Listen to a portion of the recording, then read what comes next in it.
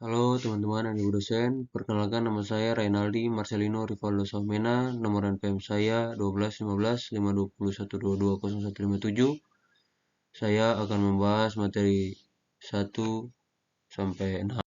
Materi bab 1 sampai 6 itu meliputi pengenalan awal statistika, yang kedua data statistik dan distribusi frekuensi, yang ketiga model pengukuran data statistik 1, keempat, model pengukuran data statistik 2, 5, teori probabilitas, dan keenam, analisis delete waktu.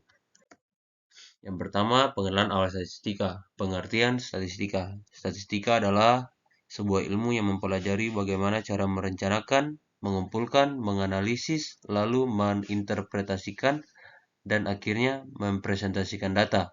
Singkatnya, statistika adalah ilmu yang bersangkutan dengan suatu data, penerapan algoritma statistika pada satu data tersebut. Fungsi dan kegunaannya. Fungsi inferensial. Statistika inferensial berkenaan dengan permodalan data dan melakukan pengambilan keputusan berdasarkan analisis data. Misalnya, melakukan pengujian hipotesis, melakukan estimasi, pengamatan masa mendatang, estimasi atau prediksi, membuat permodelan hubungan, korelasi, regresi, ANOVA, deret waktu, dan sebagainya. Statistika inferensial merupakan suatu metode yang dapat dipakai untuk bisa menganalisis kelompok kecil dari data induknya maupun sampel yang diambil dari populasi. Yang kedua itu fungsi deskriptif. Statistika deskriptif adalah statistik yang mengumpulkan informasi dalam bentuk deskripsi. Informasi yang diperoleh terbagi menjadi dua jenis, yaitu pemusatan data dan penyebaran data.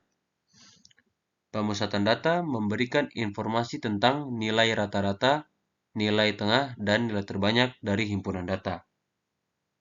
Sedangkan penyebaran data memberikan informasi mengenai rentang data, simpangan rata-rata, varians, dan simpangan baku. Statistika deskriptif berkenaan dengan bagaimana data dapat digambarkan, dideskripsikan, atau disimpulkan, baik secara numerik atau secara grafis untuk mendapatkan gambaran sekilas mengenai data tersebut, sehingga lebih mudah dibaca dan bermakna. Penyajian data statistika deskriptif antara lain yaitu tabel, diagram, grafik, dan besar-besaran lainnya di dalam majalah dan koran. Selanjutnya ada data statistik dan distribusi frekuensi. Ada populasi dan sampel. Populasi merupakan jumlah keseluruhan dari objek penelitian atau individu-individu yang hendak diteliti.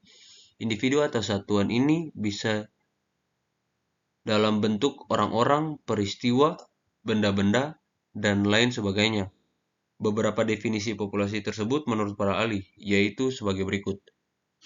Menurut Netra, populasi adalah keseluruhan individu yang bersifat general atau umum, yang mempunyai karakteristik yang cenderung sama. Menurut Sugiono, populasi adalah wilayah generalisasi yang terdiri atas objek atau subjek yang memiliki kuantitas dan karakteristik tertentu yang ditetapkan oleh peneliti untuk dipelajari, kemudian ditarik kesimpulannya. Yang kedua itu ada sampel. Sampel adalah wakil atau sebagian dari populasi yang memiliki sifat dan karakteristik yang sama, yang menggambarkan dan dapat mewakili seluruh populasi yang diteliti. Beberapa pengertian sampel menurut para ahli yaitu sebagai berikut.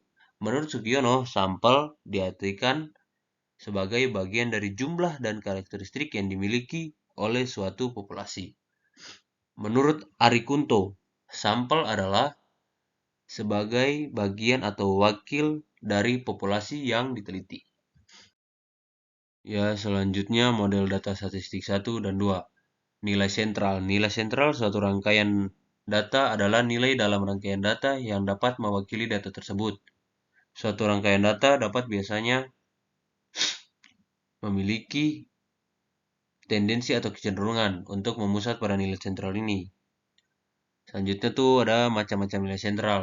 Ada 3. Yang pertama itu arithmetic mean atau rata-rata hitung. Yang kedua itu median. Yang ketiga modus atau mode.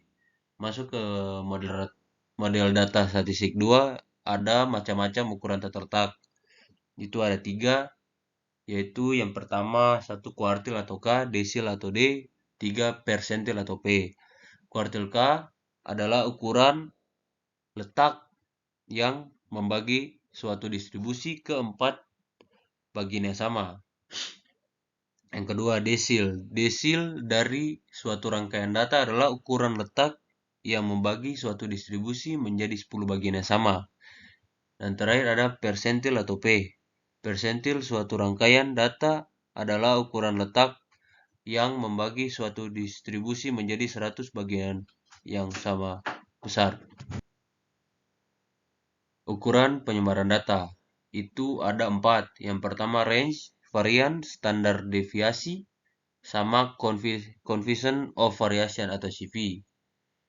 Jadi yang pertama range, selisih antara nilai terbesar dengan nilai terkecil. Yang kedua itu variance, ukuran seberapa jauh penyebaran data dari nilai rata-ratanya. Yang ketiga standar deviasi, akar dari variance atau nilai statistika yang digunakan untuk menentukan bagaimana persebaran data dalam suatu sampel dan melihat seberapa dekat data-data tersebut dengan mean atau rata-rata dari sampel tersebut. Yang keempat, CV. Jadi CV itu adalah suatu sistem perbandingan antara standar deviasi dengan nilai rata-rata yang dinyatakan dalam bentuk presentase. Ya, bab 5 itu teori probabilitas. Pengertian probabilitas. Menurut Kamus Besar Bahasa Indonesia atau KBBI, probabilitas adalah kemungkinan atau peluang terjadi suatu peristiwa atau kejadian. Probabilitas dapat diukur dengan menggunakan angka atau persentase untuk menggambarkan seberapa besar kemungkinan terjadinya suatu peristiwa atau kejadian.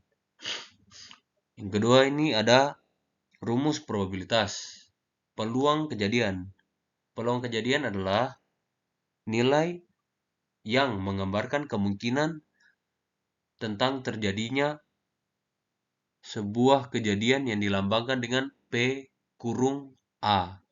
Sementara itu, banyak kemungkinan merupakan jumlah kemungkinan yang bisa terjadi dalam sebuah kejadian yang dilambangkan dengan N kurung A.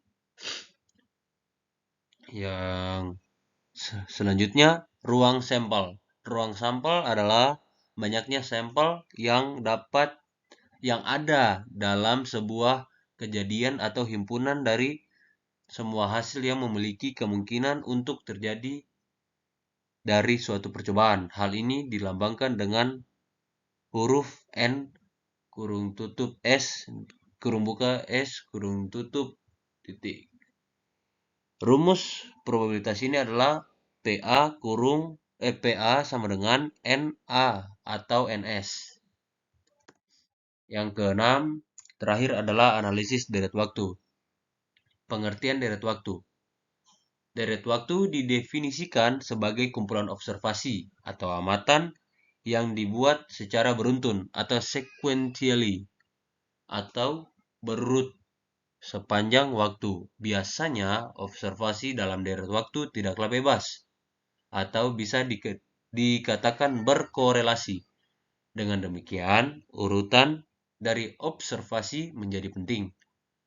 Hal ini tentu berakibat pada prosedur-prosedur dan teknik-teknik statistika yang berdasarkan pada asumsi bebas atau independen menjadi tidak berlaku lagi. Sehingga diperlukan metode-metode dan pendekatan-pendekatan yang berbeda. Contoh-contoh deret waktu. Deret waktu muncul dalam berbagai bidang, baik dalam bidang yang berkaitan dengan ilmu-ilmu ekstra maupun ilmu-ilmu sosial. Contoh-contoh berikut ini hanyalah merupakan sebagian kecil dari deret waktu yang dapat dijumpai dalam bidang industri, bisnis, dan keuangan, kependudukan, kedokteran, ekologi, meteorologi, kesehatan, dan lain-lain. Sekian dan terima kasih. Shalom.